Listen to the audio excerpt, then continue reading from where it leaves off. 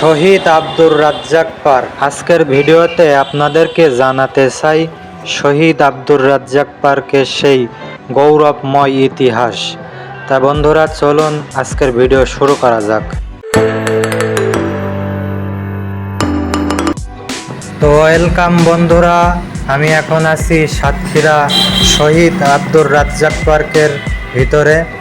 শহীদ আব্দুর রাজ্জাকের ভিতরে এই যে দেখতে পাচ্ছেন কত সুন্দর একটি শহীদ মিনার নির্মাণ করা হয়েছে।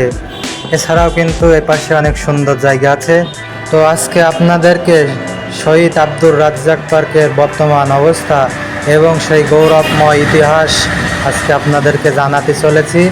তা বন্ধুরা, ইতিহাসের সেই বিখ্যাত পাতায় আজও লিপিবদ্ধ আছে শহীদ আব্দুর রাজ্জাকের সেই আত্মত্যাগের গল্প। তো বন্ধুরা, এই শহীদ আব্দুর রাজ্জাক পার্ক নামকরণ করার পিছনের কারণ এখন আপনাদেরকে জানাতে চলেছি। তাই এই পার্কটির আগে নাম ছিল চিল ড্রাগন পার্ক অথবা জিন্না পার্ক নামেই পরিচিত ছিল। কিন্তু 1971 সালে যখন মুক্তিযোদ্ধার সেই আন্দোলন হচ্ছিল, আন্দোলন মিছিলে রিক্সা চালক আব্দুর রাজ্জাক সেই সময় কিন্তু এই মিছিলে যোগদান করেন। এরপরেই চাপড়া লজের বাড়ির সামনে পৌঁছলে সেখান থেকে মিছিলে গুলিবর্ষণ করে। এই গুলিবর্ষণে রিক্সা চালক আব্দুর রাজ্জাক শহীদ হন এবং অনেকেই কিন্তু আহত হন। সাতক্ষীরায় মুক্তিযোদ্ধাদের পক্ষের গণ আন্দোলনের প্রথম শহীদ হন। এই ঘটনায় প্রতিবাদে তৎকালীনভাবে জিন্না পার্কে একটি প্রতিবাদ সভা অনুষ্ঠিত হয়। সেই সভায় ছাত্র নেতাদের প্রস্তাব ও সমর্থনে শহীদ আব্দুর রাজ্জাকের নামে এই পার্কের নামকরণ করা হয়।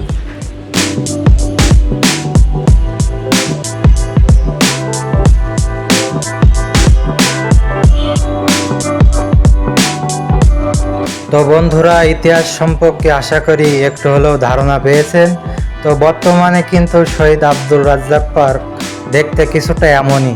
এই যে দেখতে পাচ্ছেন কি সুন্দর করে সাজিয়ে গুছিয়ে রাখা হয়েছে। তবে শহীদ আব্দুর রাজ্জাক পার্কের প্রধান চমক হলো এই দিঘির পানি এতটাই পরিষ্কার পরিচ্ছন্ন এবং খুবই সুন্দর, আপনার মন জুড়িয়ে যাবে এখানকার এই পানি দেখলে। কত সুন্দর দেখুন একবার।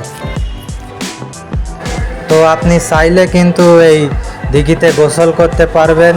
এই দিঘির টোটাল পাঁচটা কিন্তু ঘাট রয়েছে, খুব সুন্দর করে সিঁড়ি দিয়ে বাঁধানো। তা আপনি চাইলেই কিন্তু এখানে গোসল করতে পারবেন এবং অসংখ্য লোক দিনে কিন্তু এখানে গোসল করে। আমিও একবার করেছি, কিন্তু খুবই সুন্দর আর কি। তো বন্ধুরা, এই ভিডিওটা এখানেই শেষ করছি। আমার চ্যানেলটিকে সাবস্ক্রাইব করুন এবং লাইক করে পাশে থাকুন।